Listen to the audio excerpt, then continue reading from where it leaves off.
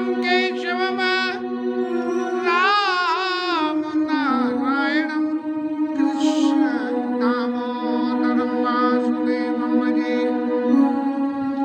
श्रीधरं माधवं गोपिका वल्लभं जानकी नायकं रामचन्द्रं भजे अतुलितबलधामं हेमशैलावदेयं धनुजवनकृशानं ज्ञानिनामाग्रगण्यं सकलगुणनिधानं बादराणामधीशं रघुपतिप्रियभक्तं पार्थजातं नमामि।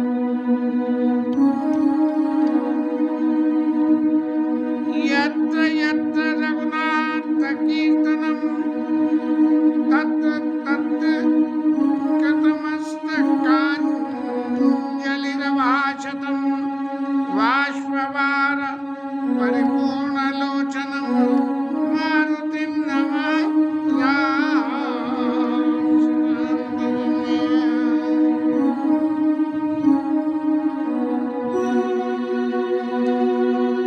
बार बार कौशल्या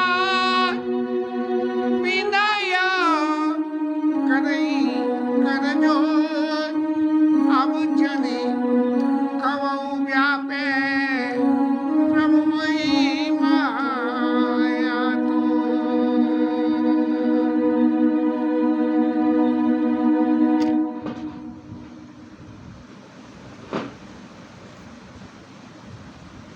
भगवान ने कौशल्या मैया को अपना विराट स्वरूप का दर्शन दोबारा करा दिया।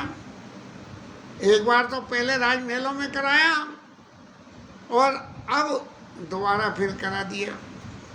लेकिन माँ ने एक सबसे बड़ी शत्रु पई बिलो की कर जोरे और मांग देवी मांग वर जो रुचि तोरे और जो बर नाथ चतुर नप मांगा सोई कपाल मोई अति प्रिय लागा प्रभु परंतु सुति होठ डाई जगत जदपि भगति तो तुम ही सुहाई और तुम ब्रह्मादि जनक जग स्वामी ब्रह्म सकल अंतर्यामी अस संशय मन समझत होई और कहा जो प्रभु प्रवान पुनि सोई। ऐसे भगवान की जो है बातों को माता ने वहाँ का और फिर मांगा क्या कि सो जे निज भगत नाथ तमुआई जो सुख पावई जो गति लाई। आपके भक्त जो सुख पाते हैं और जो गति लेते हैं गति मिलती है वो महाराज मेरे को चाहिए क्या। सोई सुख सोई गति सोई भगति सोई निज चरण सने सोई विवेक सोई रानी प्रभु हमें कृपा करे भगवान दिया मातु विवेक अलौकिक तोरे कबहु नमिति अनुग्रह मोरे। महाराज कह रहे हैं शत्रुपा मैया को कि माँ तू विवेक अलौकिक तोरे तुम्हारा विवेक है वो लौकिक जगत में जो आम माताओं के पास होता है वो नहीं है उसके अलावा है। माँ तो विवेक अलौकिक तोरे और कबहु न मिटी अनुग्रह मोरे मेरे को कभी नहीं मिटेगा। लिहाजा भगवान ने इस बात की याद दिलाने के लिए दोबारा दिख रहा वह मातई निज अद्भुत रूप अखंड ये अपना विराट स्वरूप दिखा दिया। माता को फिर पुरानी बातें रिकलेक्ट हो गई और भगवान ने जब ये समझा के कही हरि जननी विधि समझाई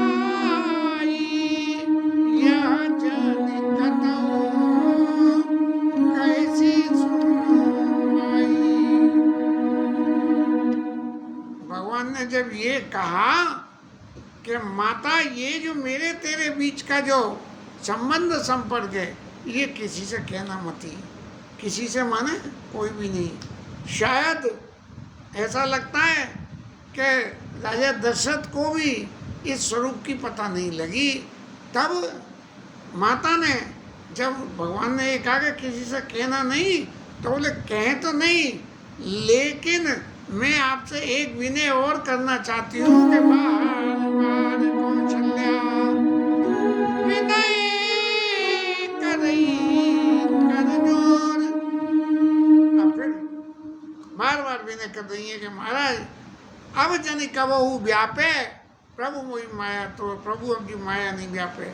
भगवान वन को गए, सब कुछ हुआ।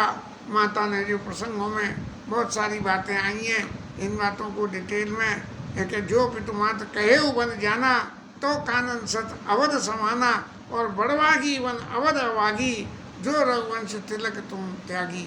ऐसी बात माता ने राम जी से एक बार भी ये नहीं कही कि पुत्र तुमने तो ये कहा था मेरे से और तुम कर रहे हो ये इस तरह से। लेकिन भगवान ने जब कौशल्या मैया के पास में गए और राय देने की बात थी, कवई लगन मुद मंगलकारी, जय चाहत नर नारी सब, अति आरत ही भात, जिम चातक चातकी चशित वृष्टि शरद ऋतु स्वात। के राम जी से पूछा कि वो लगन कब है, कि जब जो है तुम्हें राय तिलक होना है। तो राम जी ने क्या जवाब दिया, पिता दीना मोहि कानन राजो, जा सब बाती मोर गुणकारी। क्योंकि अलौकिक दिव्य ज्ञान जो था माता के पास में, इसलिए कहा कि जब सब भांति मोड़ बर काजू, मेरा एक बहुत बड़ा कार्य सिद्ध होने वाला है। जैसे गुप्त मंत्रा, कोई मंत्री संतरी या जो है धनी और स्टाफ, या के माता पिता और बालक, ये आपस में कोई गुप्त मंत्रणा करें, इस तरह से राम जी महाराज गुप्त मंत्रणा में माता कौशल्या से कह रहे हैं कि अब जनी या जनी कतों कहे थी सुन माई। और माता कह रही है कि अब जनी का वो व्यापे प्रभु मोहि माया तोर। ये माता और पुत्र के प्रेम और भगवान और कौशल्या अम्बा के बीच की जो कथा है, कथा तो बहुत लंबी है, अब इसमें ज़्यादा डिटेल में चले जाएं तो फिर पता नहीं हम कह पाएंगे भी कि नहीं।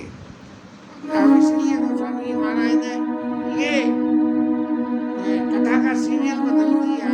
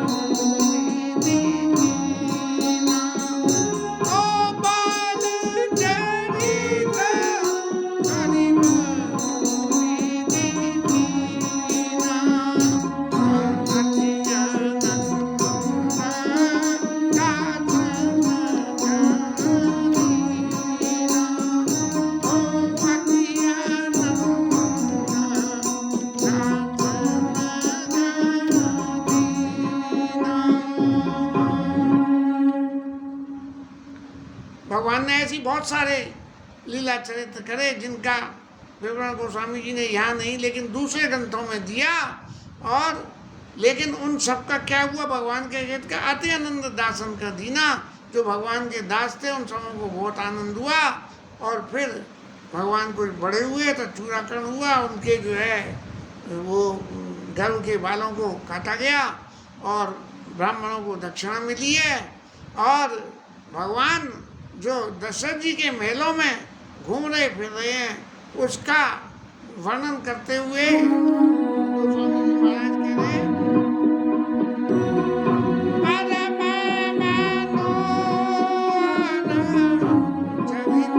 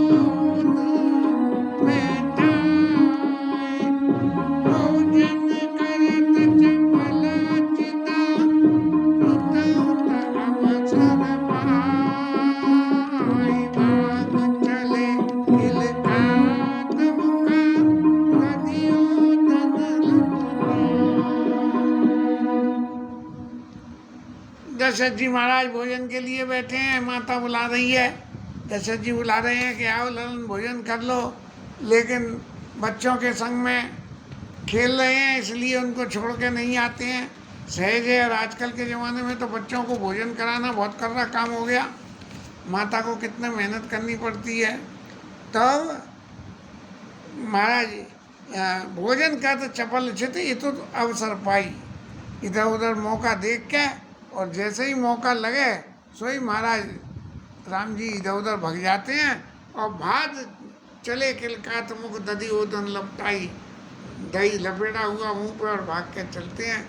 इस तरह से बाल लीला का वर्णन करते करते महाराज आगे चले हैं राम जी महाराज के भगवान की इन लीलाओं को जिनका मन इसमें न लगे या इसको सुनने में जिसको आनंद नहीं आए, तो ऐसा वो व्यक्ति है जिसको ते जन वंचित किए विधाता, और भगवान को पढ़ने भेजा।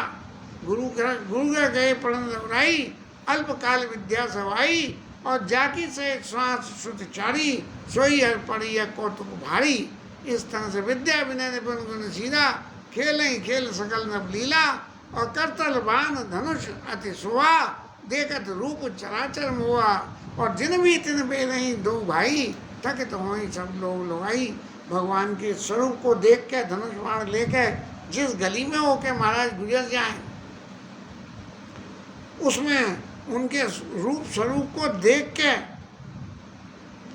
और लोग थक जाते हैं, आंखें निहारते निहारते थक जाती हैं, लेकिन ये नहीं कहती हैं कि इस स्वरूप के आगे से अपनी आंखों को हम हटा लें। कौशलपुरवासी नर नारी वृद्ध अरुबाल, कानन ते प्रिय लागई, हर सब कहूँ राम कृपाल। सब कौशलपुर वासियों को पान के समान प्रिय लगते हैं। भगवान सभी कथा सुनते हैं, राज धर्म का पालन करने के लिए वन में शिकार खेलने जाते हैं। अब कहने को तो ये है कि भगवान शिकार खेल रहे हैं, लेकिन शिकार खेलना राजा का धर्म है ऐसा मान लेना, और राजपुत्र हैं और उस धर्म का पालन करके तो बोले मार किसे रहे हैं। एक तो सही स्वभाव से जो सामने पड़ा उसे मार दिया, उसे नहीं मार रहे, तो किसे मार रहे हैं?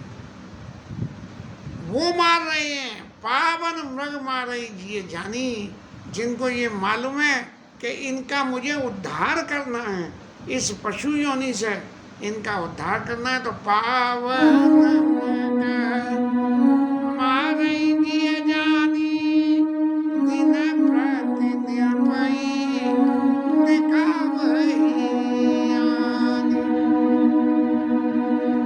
गोस्वामी जी महाराज कह रहे हैं कि जिनको मारा ते तन लोग सुधारे, वो देवलोक को लिए चले गए भगवान राम के। अब ये जो भगवान की लीला है, चूँकि ये भगवत लीला है, इसलिए जीवन में इसको सहज स्वरूप में ही स्वीकार करना चाहिए, और इसमें कोई ये दोष कि भगवान मृग मार रहे हैं, अगर हमें भी राजा बना दिए जाए तो हम भी मृग मारेंगे, इसका अर्थ कदापि ये लेना उचित नहीं है। क्योंकि भगवान ने जिनको मारा है ते तंत्र लोग सुधारे, उन लोगों का तो उद्धार होना था, इसलिए ये हुआ। भगवान जो है अपने भाइयों के संग में भोजन करते हैं, और जिस प्रकार अयोध्यावासी लोग सुखी हों वही सबरे काम भगवान करते हैं। वेद पुराण सुनते हैं, अपने भाइयों को समझाते हैं, और प्रार्थना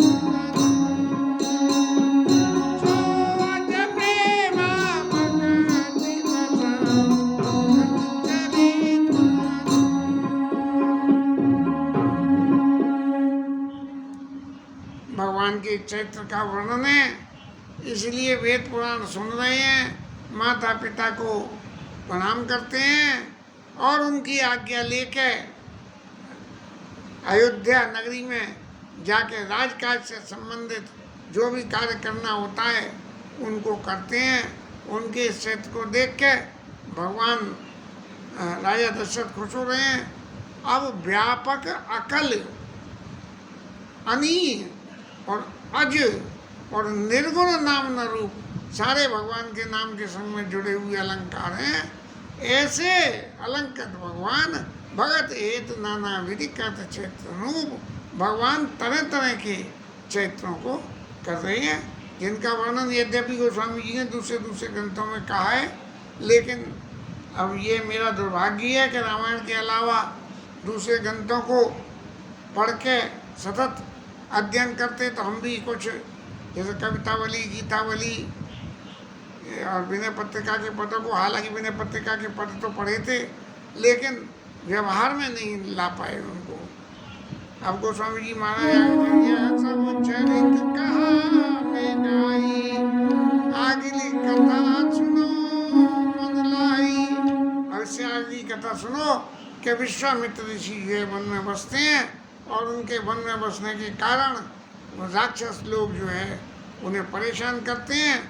विश्वामित्र ऋषि को मन में ये विचार आया कि तब मुनिवर मन कीन विचारा, प्रभु अवतरे हरण में मारा।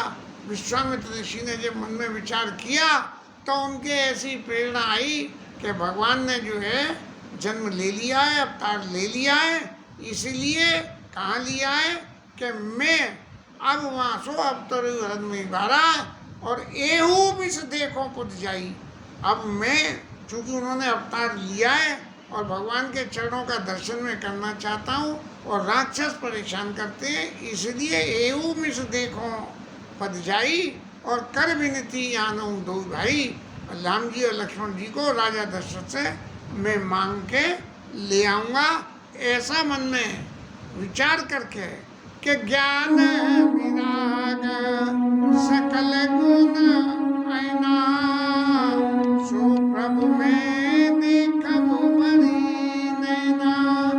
ज्ञान और वैराग्य और सारे गुणों के भंडार प्रभु हैं, मैं उनको जो है बिल्कुल पास से राजा के पास में जाके और उनके दर्शन करूँगा। ऐसा मन में विचार करके और सरयू में स्नान करके राजा के दरबार में महाराज विश्वामित्र ऋषि पधारे हैं। राजा ने उनके आगमन का समाचार सुना कि विश्वामित्र ऋषि आए हैं। ये माने ऐसा हो सकता है स्नान करके सरयू मैया से दशरथ जी के दरबार को चले हों और तब तक जो है राजा को खबर मिल गई और राजा मिलन गए उले बिल्कुल समाजा अपने संग में जो है ब्राह्मणों को और उनको लेके गए हैं और कर दंडवती मुनि सन्मानी और निज आसन बैठारे सियानी। राजमहल में लाके जिस आसन पे राजा दशरथ बैठते हैं उस आसन पे विश्वामित्र जी को बिठा दिया, उनके चरण पखार के उनकी पूजा करी और अपने भाग्य की सराहना करी। और फिर विश्वामित्र ऋषि को विविध भांत भोजन करवावा, मुनिवर हृदय हर्ष कहूँ पावा। अब खूब उनको भोजन चकाचक माल खवाया।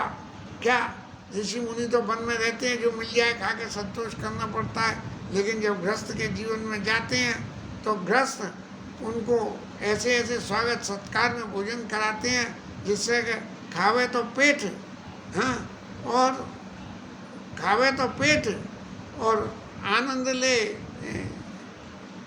नहीं गलत किया, खावे तो पेट और मस्तिष्क जो है उस धनी को जो भोजन करावे उसे आशीर्वाद करे।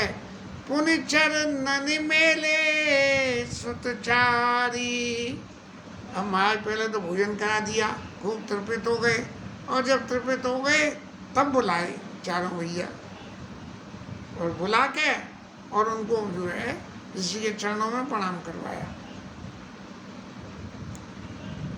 जब प्रणाम किया चारों ने तब क्या हुआ, भय मखन दे दाम पुनि चरणन मेले सुतचारी।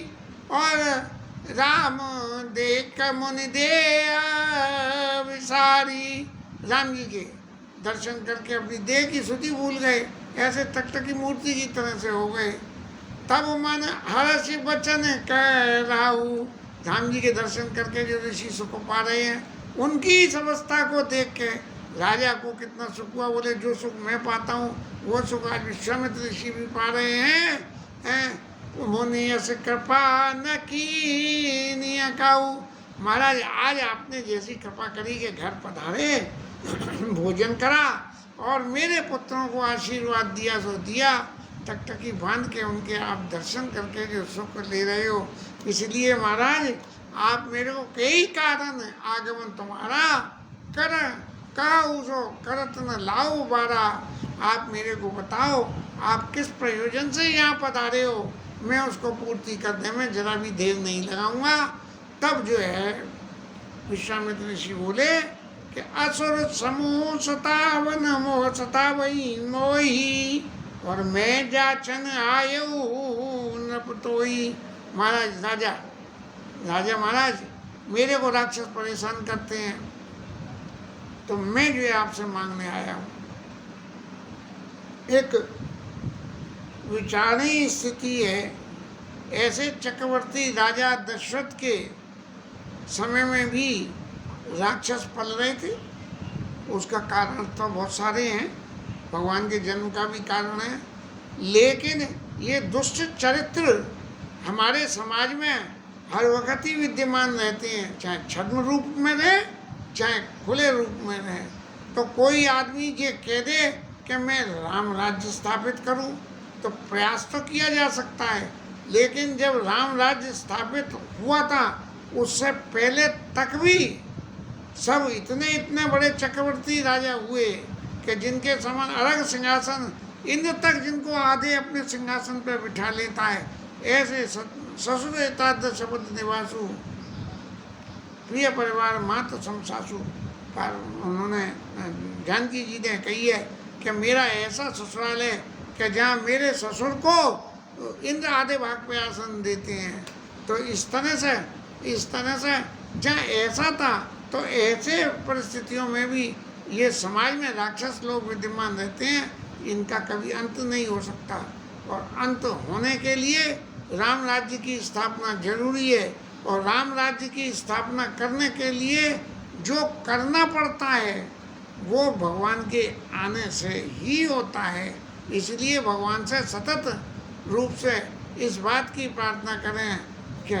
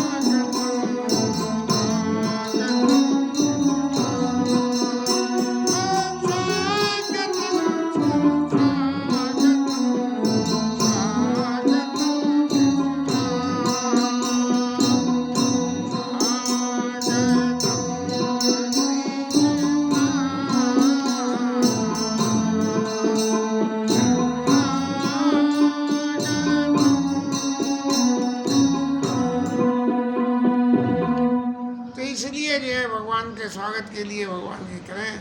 तो असुर समूह सतावन मोही और मैं जहाँ चन आए उन अब तोई अनुज समेत देव रघुनाथा निश्चर पद में हो सुनाता। और देव भूप मन हर्षित तजव मोह अज्ञान और धन सुयश प्रभु तुमका और इनका अति कल्याण।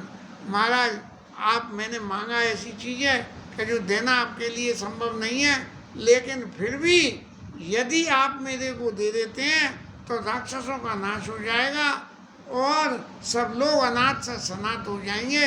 इसलिए राजा जी आप देव भूप मन हर्षित, अपने खुशी मन से इनको दीजिए और अपने जो आपके अंदर पुत्र के प्रति मोह ममता है उसका परित्याग करके, क्योंकि इनके लिए जब ये मेरे संग जाएंगे तब इनको जो है धर्म के मार्ग में इनका यश फैलेगा और आपका अत्यंत हित होगा। अब हित क्या होगा? सवाल प्रश्न ये उठ रहा है कि हित क्या होगा? राजा की तो ममता फंस रही है। राजा तो तैयार नहीं थे, लेकिन वशिष्ठ जी ने समझाया और कहा कि महाराज इनका हित क्या होगा ये बात मैं बताता हूँ। ये 2 बालक लेके जाएंगे और 2 के 2 दूनी 4 करके लाएंगे और 4 के 4 दूनी 8 हो जाएंगे। इनका बालक के पिता को तो संसार जगत में सबसे ज़्यादा बालक सियाना हो जाए उसके विवाह की चिंता होने लगती है कि कैसे ही बालक का विवाह हो। ऐसी बात जब वशिष्ठ ऋषि ने विश्वामित्र जी के सामने राजा दशरथ को समझाई तब उनकी बात समझ में आई। इसके आगे की कथा कर लेंगे।